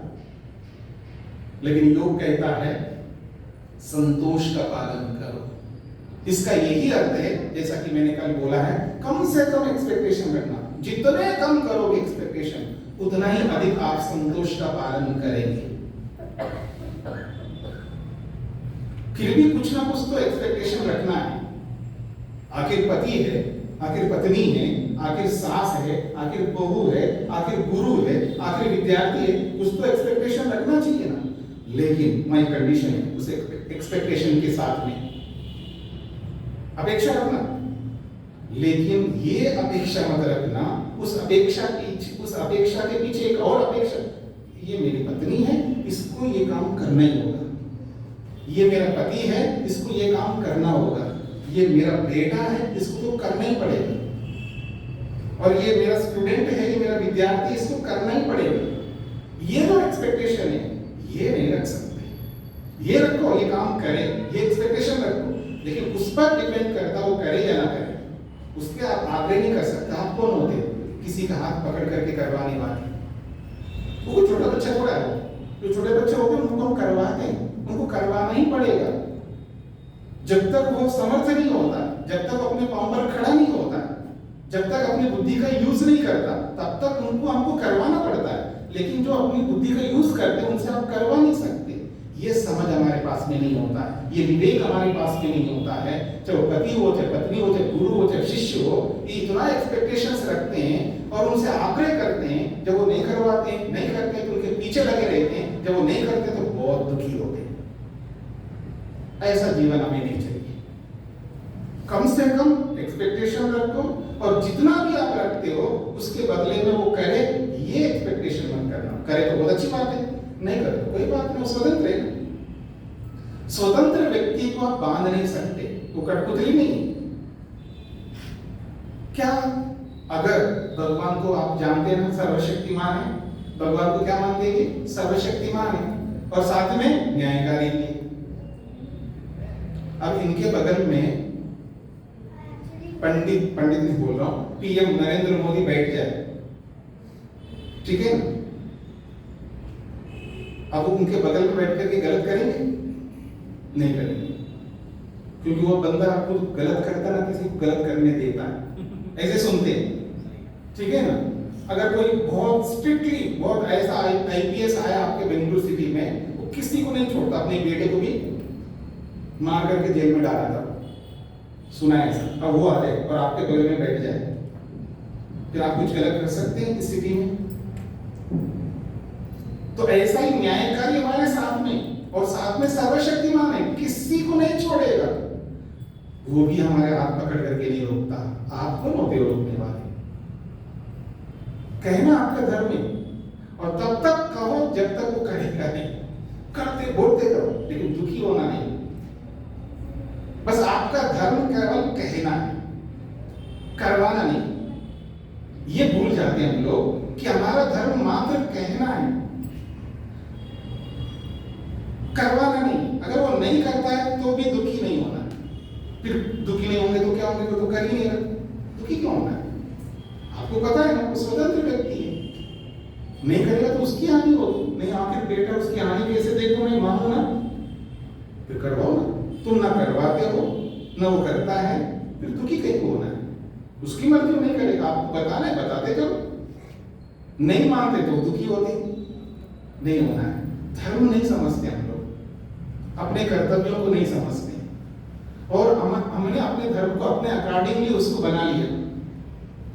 सब लोगों ने धर्म को, न्याय को अपने अनुसार, अपने अकॉर्डिंग उसको बना करके जी रहे हैं, और वो समझते हैं मैं धर्म कर रहे हैं। एक बात बोल करके इसी धर्म के ऊपर मैं अपनी वाणी को विराम की ओर ले चलता हूं। देखिएगा, कोई कहता है नॉनवेज नहीं करना चाहिए, मांसाहार नहीं करना चाहिए।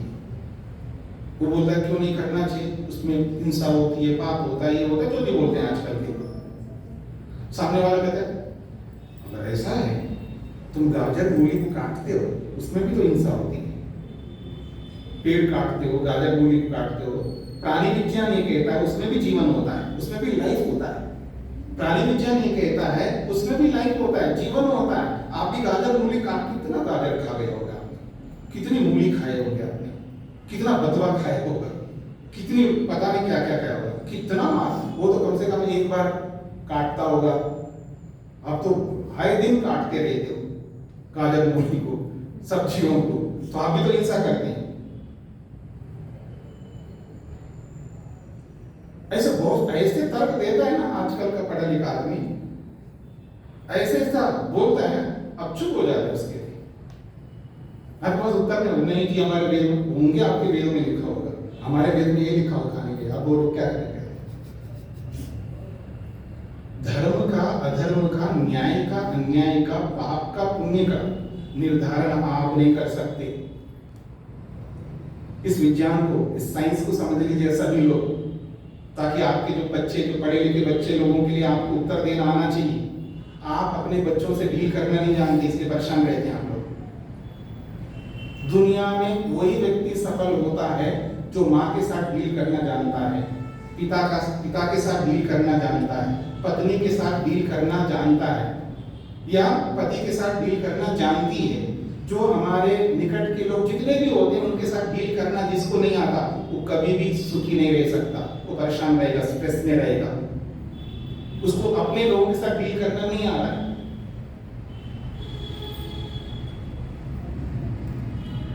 इसलिए आजकल के जो पढ़े लिखे लोगों को माता पिता जो है ना समझा नहीं पाते। होंगे अपने विषयों में बहुत एक्सपर्ट्स होंगे, लेकिन अपने बच्चों को नहीं समझा पाते, क्योंकि वो ऐसे तर्क देते हैं, उनके तर्कों के जवाब इनके पास नहीं। क्यों हो गए इनके पास नहीं? ये भी तो पढ़े लिखे नहीं है ना। पढ़ाई लिखाई का मतलब इंजीनियर करने से पढ़ाई लिखाई हो गई, डॉक्टर बनने से पढ़ाई लिखाई हो गई। कई बार मेरे को लगता है मैं कोर्स लगाऊंगा बेंगलुरु में आकर के, वो बच्चे वही शादी कर सकता है कि ये 6 महीने का कोर्स कर ले। वो बेटी जो है वही शादी कर सकती है 6 महीने का कोर्स कर।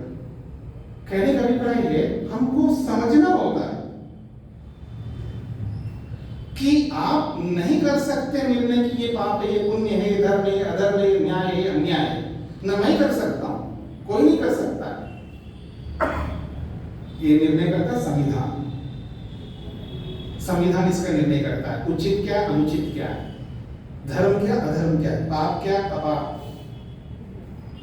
कर्तव्य क्या, अकर्तव्य क्या है। भारतीय संविधान के अनुसार आपको चलना होगा, और आप गल्फ कंट्री में रहना तो उनके संविधान के अनुसार चलना होगा। आप अमेरिका की और देशों में रहना चाहते हैं तो उनके संविधान के अनुसार चलना होगा। संविधान डिसाइड करता है उचित क्या, अनुचित क्या है।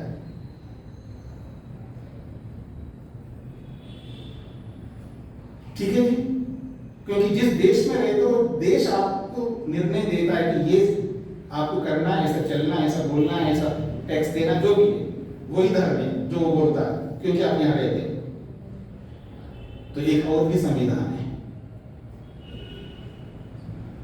अगर मान लीजिए कोई आजकल सुना है कि एक बसा रहे हैं, एक सिटी, बहुत बड़ी सिटी बसा रहे हैं, निर्माण कर रहे हैं, लगे उसमें लाखों लोग उसको सिटी को बनाने के लिए।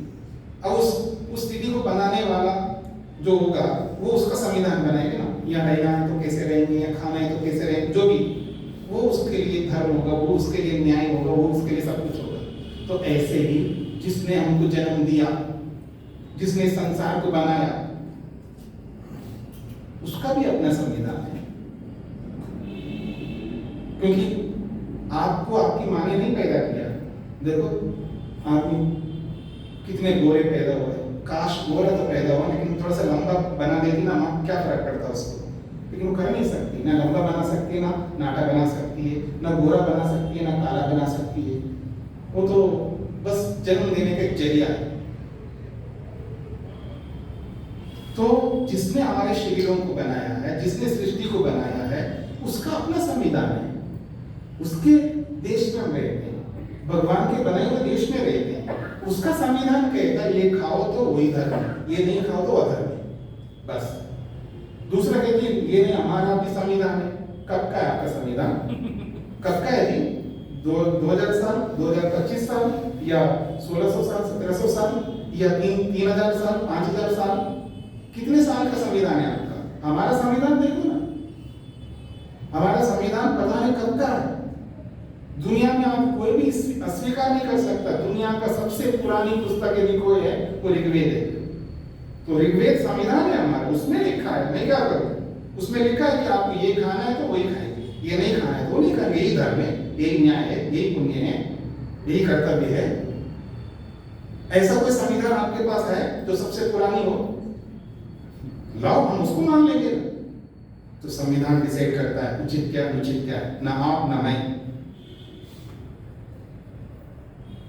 तो धर्म अधर्म को समझना है, धर्म पूर्वक भोग करना है, तभी धर्म पूर्वक निश्रेष को प्राप्त करेंगे, मुक्ति को प्राप्त करेंगे। तो अभ्युदय को पाए बिना निश्रेष नहीं मिलेगा, भोग किए बिना अपवर्ग नहीं मिलेगा। मैं अपनी वाणी को यहीं पर विराम देता हूं। ओम शांति।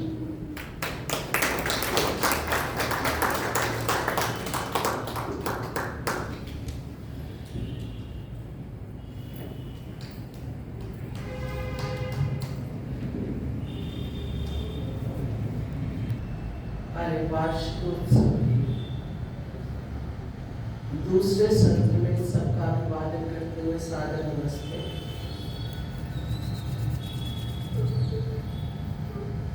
बहुत बहुत धन्यवाद करते हैं स्वामी जी का, जिन्होंने जीवन जीने की कला, व्यवहार की कला बहुत सुंदर सरल तरीके से बताई। हर व्यवहार की बुनियाद यम नियमों का पालन, मानव की सर्वोत्कृष्ट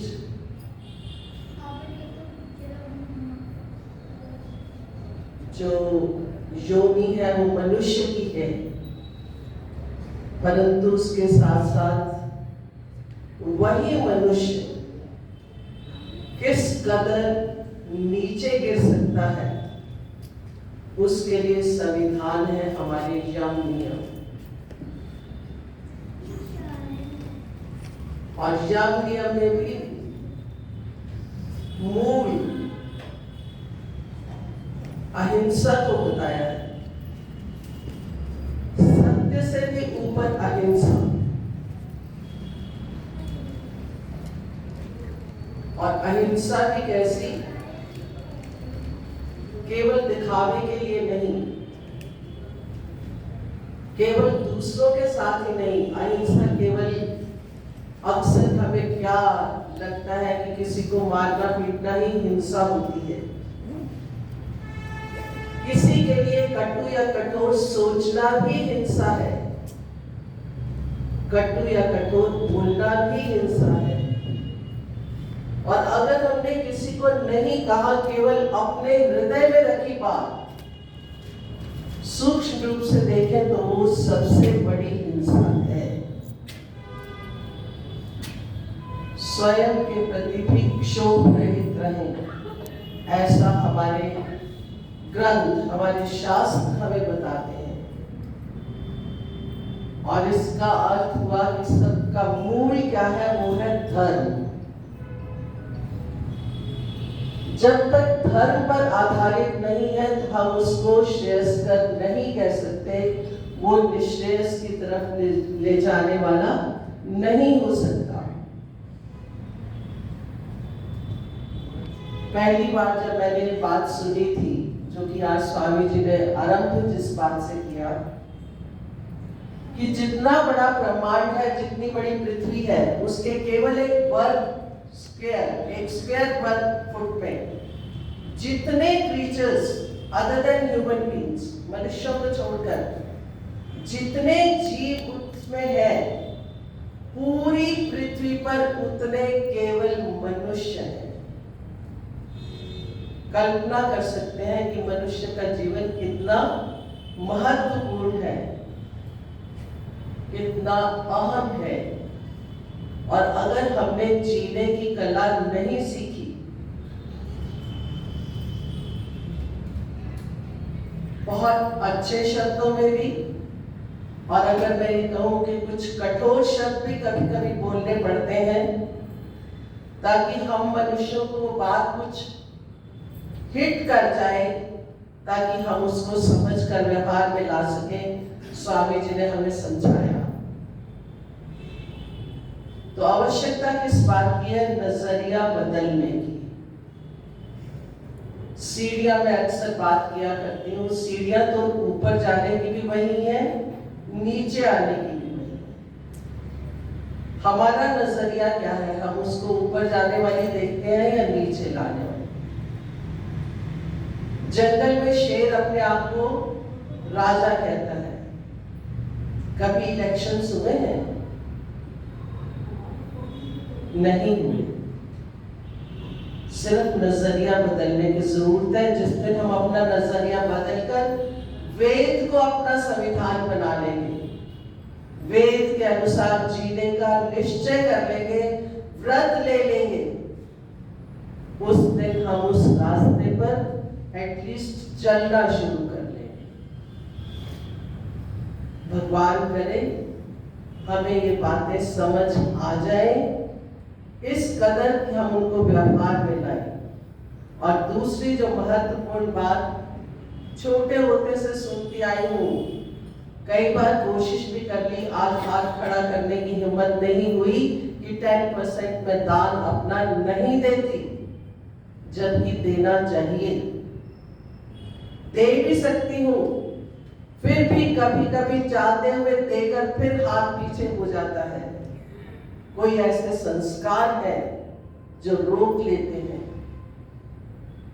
प्रभु करे कि ये बात मैंने इसलिए आज ऊपर कही कि जब सबके सामने अपनी कुछ कमी को बताओ तो शायद कुछ लज्जा आ जाए, तो कुछ मैं आगे से वो कार्य कर सकूं। दूसरों को भी उतना ही हक है हमारे इस धन का यूज करने का।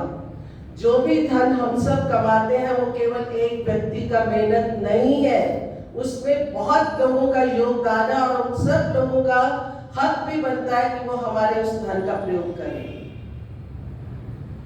भगवान से प्रार्थना करती हूँ कि मुझे वो इतना बल दे, इतनी सामर्थ्य भी दे, इतनी शक्ति भी दे और इतना साहस भी दे कि मैं ये काम कर सकूं। और रही समाज की दशा की बात, हम बहुत गलत शायद इंप्रेशन में थे कि हमने अपनी समाज को अच्छा बनाया हुआ है।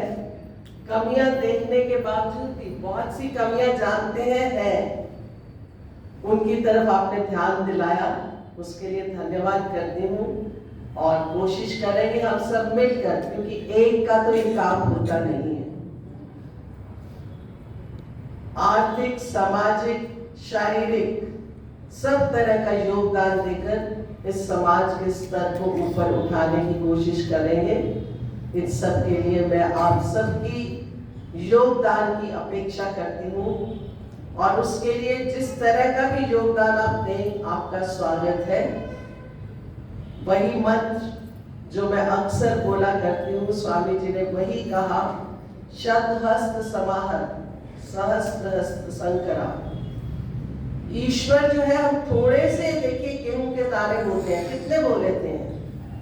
1 क्विंटल बोल लेते होंगे, निकालते कितने हैं? वो तो नहीं सोचता इन्होंने 1 क्विंटल बोया है तो 1 क्विंटल ही, टनों निकालते हैं। तो देकर तो देखें हम, बहुत देता है ईश्वर, उसकी गणना नहीं की जा सकती। इन्हीं शब्दों के साथ स्वामी जी का बहुत बहुत धन्यवाद करते हुए और आगे के लिए उनके सुंदर स्वास्थ्य, सुंदर जीवन, दीर्घ आयु की प्रार्थना करते हुए, कामना करते हुए आप सबका भी धन्यवाद करती हूँ। दान के लिए हमारे नरेंद्र जी